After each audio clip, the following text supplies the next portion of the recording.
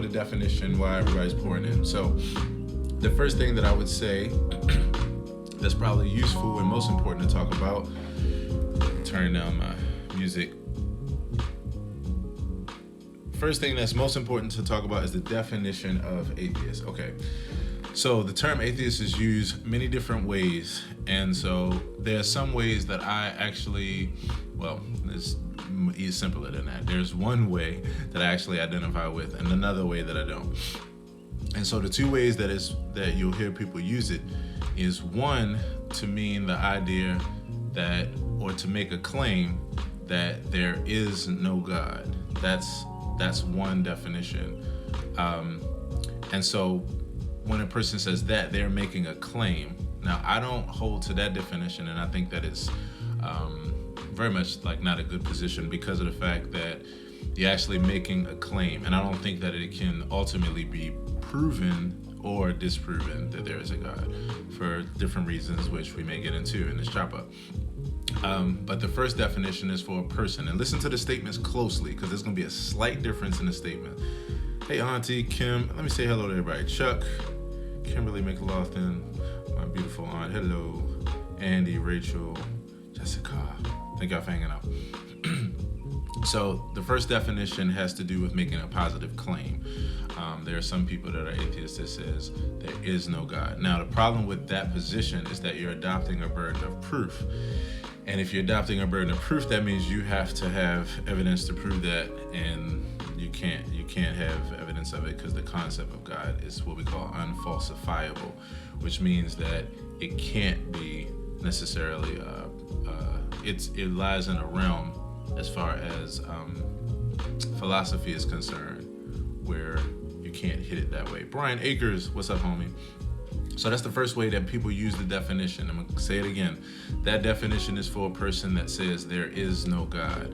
That's a positive claim. That's not something I agree with, because you're putting yourself in the same position that a theist would be putting themselves in, which is the position of making a claim that cannot actually be demonstrated. Now, people will argue that it can be demonstrated in this way, like a person who's an atheist says. It can be demonstrated, but it always comes down to fallacious arguments. The other way that the term is used, which is the one I identify with, is I do not believe that there is a God. So there's a difference between saying I believe there is no God and I do not believe that there is a God. The second is a statement of whether you're convinced or not. It's a statement of honesty. It's basically saying I'm not convinced there is. What up, what up, what up, Akers?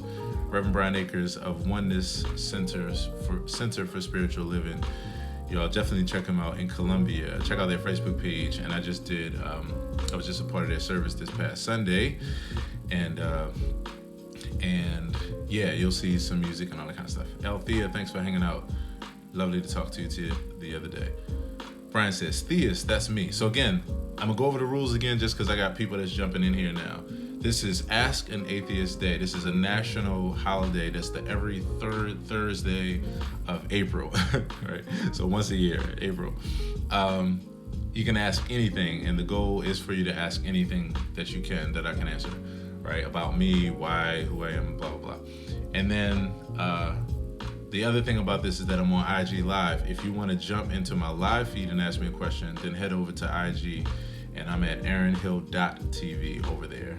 aaronhill.tv. So I identify with the definition of being an atheist that says, I do not currently believe that there is a God. Now, let me give you some background on that. For those that watch this, there's gonna be a lot of people that watch this, like over 7,000 people, because I just emailed everybody.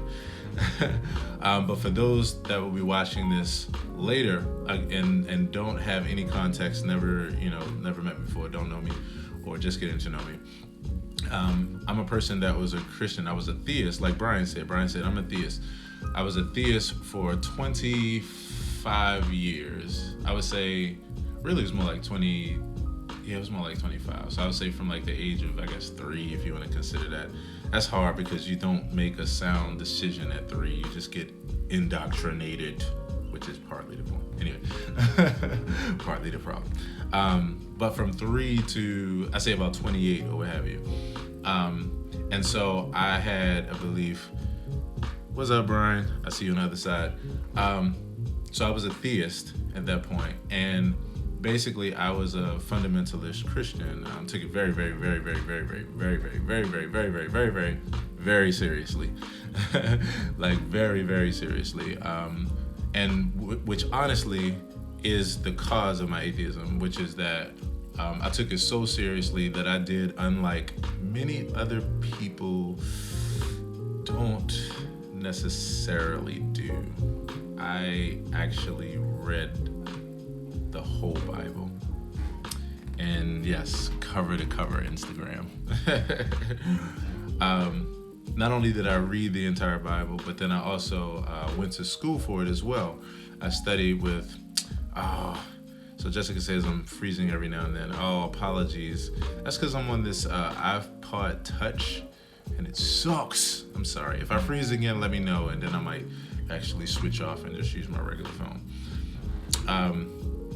In fact, I think I might do that because right now, no one's on IG. Let me know if I freeze again. I did notice where I just froze. Okay, so I was a theist for 25 years. Believed it strongly, very, very, very strongly. In fact, like I said, I applied it all the way down to the bone. I mean, to the bone. I was basically becoming a minister. I was actually at the place of ministry. And then at some point within that, in going all the way down to the root, I started seeing some problems and some inconsistencies, some things that didn't quite gel with me mentally and emotionally and morally.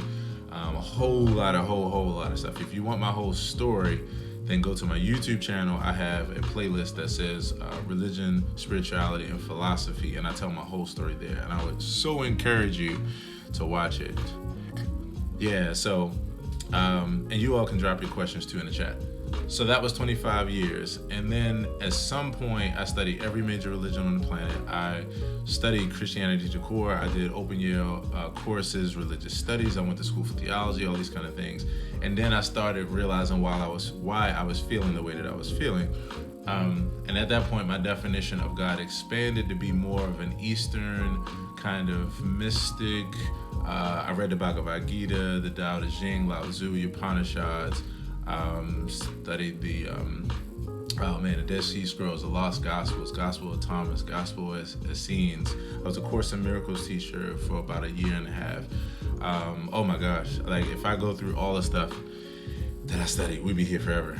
And then at some point that it continued to evolve as far as my thought and even around the concept of God, until I got to the point where my last definition, which I just put up the other day, if you've not heard it, look at my video. It's called God as Air. And God as Air is my definition of God when when my philosophy was New Thought, religious science, science of mind, Eastern mysticism, expanded consciousness, metaphysics, like all the stuff that's in that boat. And so at that point, while the definition was definitely much, much better than where I came from as far as traditional Christianity and fundamentalism, eventually it got to some point where that definition for me became so vague and so nuanced and nebulous that I had no use for the concept at all, as far as the name and the concept and the title. And when I got to the point of calling God everything, like the universe and me and you and the trees and the sun and the moon and the stars, then at some point that became nebulous because of the fact that it caused more problems than solved, because of the fact that the term God is used by many people across the entire planet for many different things, because of the fact that it's an adjective. It's almost like arguing the word beauty or trying to have a subjective definition for the word beauty or beautiful. We accept it on one hand as subjective, which is why we accept our different definitions, and we coexist to some degree. There are problems, of course, as you all know, at some point. But at the same time, because that's the case, we utilize the term. We know that it's subjective, 50%, but then we form our different denominations, our different religions, our different paths, in more of an objective perspective, where we can't help it because of the fact that in order to teach a group of people, you have to say, in order to even give them positive principles, I can't say you have to say, but the tendency is to say, so yes, God is this, and so God is that, and so God is this, and God is that. And when you mean positive and optimistic things by that, then these statements aren't seen as subjective statements. They aren't seen as objective statements, and they aren't seen for the other side of the coin as far as what they do, which is to paint a subjective idea in a very objective sense. So we paint, it's almost like having different people to believe in a very, very hardcore way that they have the definition, like the proper definition of what is beautiful when you look outside at nature, or just what is beautiful, period. Like anything, it could be like, I think that trees are beautiful, and somebody else thinks that babies are beautiful, and they're like, no, like babies are what you call beauty, like babies are beautiful. Another person's like, no, trees are what you call beautiful. Like, I mean, babies are cool, but trees. And they're arguing, or even if they aren't arguing, they have this idea that they have the right definition of what beautiful is. The problem with it, though, is that they're mistaking the word beauty, which is subjective, for something objective.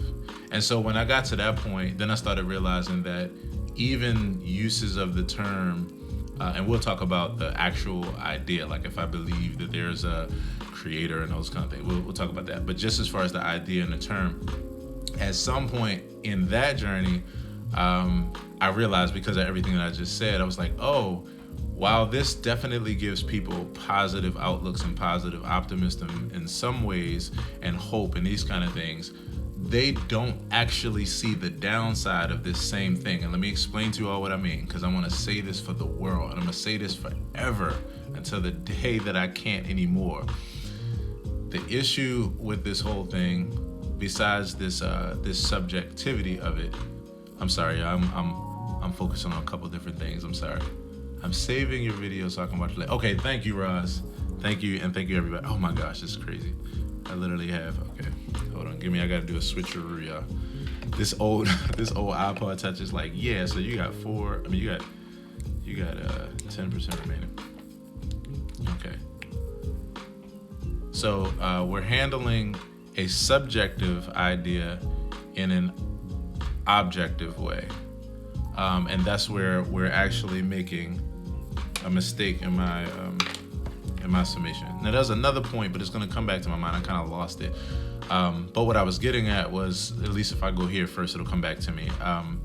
At some point, I realized that although it had the positive effects, okay, here's what it was. I'm saying this to the world. We know how to look at our religious or spiritual principles, take your pick, don't get hung up over the semantic. We know how to take our principles, and we know how to see the good in those principles. We understand the positive aspects of those principles and all the positive things that it gives us, like hope and joy and these kind of things. The issue is that I have never heard anybody say what the cons of those same positive beliefs are. Nobody talks about the cons of the same beliefs. And the reason why is because we actually don't believe that our positive principles have cons, and we're being very unrealistic because of the fact that in another respect, we know that everything that is positive also has cons.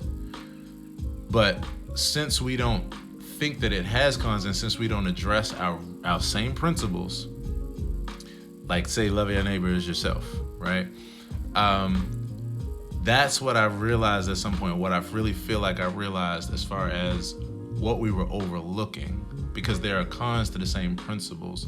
So like I said, while people may have hope around the concept, On the other side, then you have the issue where people are confused about their daily lives because they don't know how to accept, and this was what I was talking to Brian, this is what we were talking about the other day, how to accept life, like the normal things that happen in life that are the regular inevitables of life. And so at some point, I no longer had a use for the term God. You all who are on Facebook Live, let me know if it's still breaking up a whole lot. Let me know if it's still breaking up a whole lot. Because if so, I'm gonna switch. I'm gonna do a switcheroo.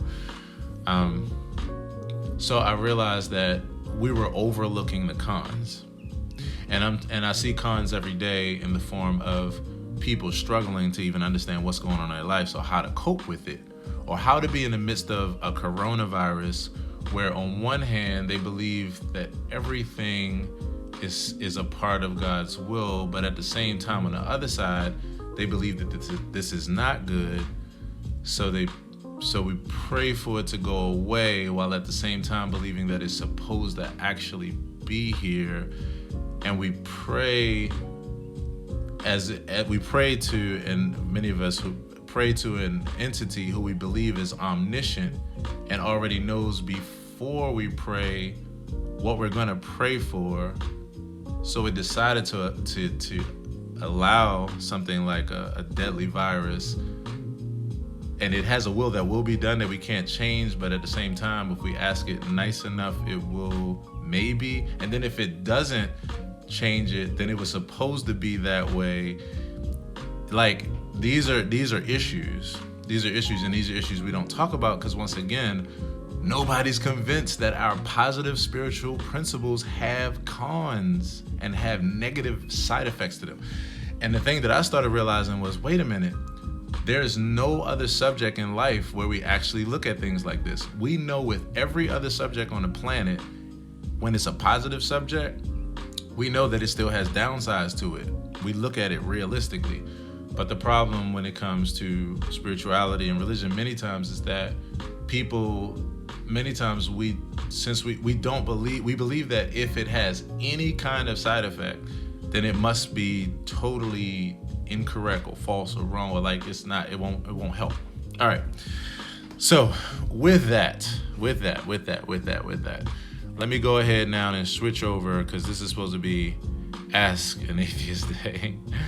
All right. Jessica says, love tuning in to oneness. We don't have many spaces like that here.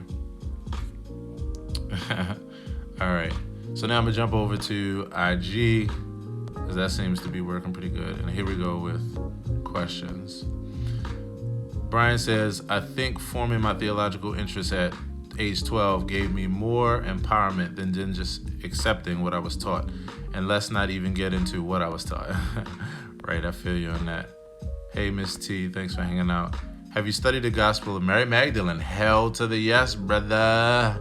We have a scholar in our community. You might be super. So yes, Brian, I have studied Gospel of Mary Magdalene, and my favorite one was Gospel of Thomas. And even now to this day, Gospel of Thomas. You know, I feel that some forms of theology are healthier than others.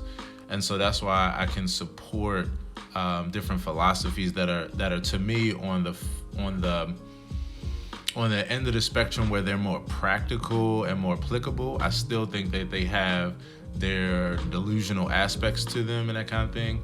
And I believe that they have their word salad aspects of them, and their aspects that are really like this is what I see a lot of times, what we do with these concepts. A lot of times we drive all around the block just to wind up right back here in this place. But we'll start here and we'll drive around the block because a lot of times people like for things to be explained in very mysterious and big and vague and grand ways, because in some ways that does make us feel good. It makes us feel happy. It makes us feel like, wow, there's something bigger than us protecting us, looking out for us. And I really feel that I really feel like it's a thing where there are different people at different places on the spectrum. So anyway, Gospel of Mary Magdalene. Yes, because I read the Lost Gospels. That was one of the biggest things that really evolved my perspective. And if anybody's never heard of that, please check out the Lost Gospels. And my favorite one is the Gospel of Thomas. Even to this day, my favorite one is the Gospel of Thomas, because even though like Jesus or Yeshua, take your pick, is not an entity that I know, worship, or praise or anything like that anymore, even though that used to be my life. I I have a book that I just